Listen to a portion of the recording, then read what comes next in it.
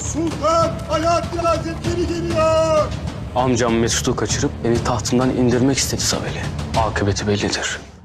Kellesi düşecek. Ya hak! Onu sen öldüreceksin Kantakuzenos. Toprağa göm.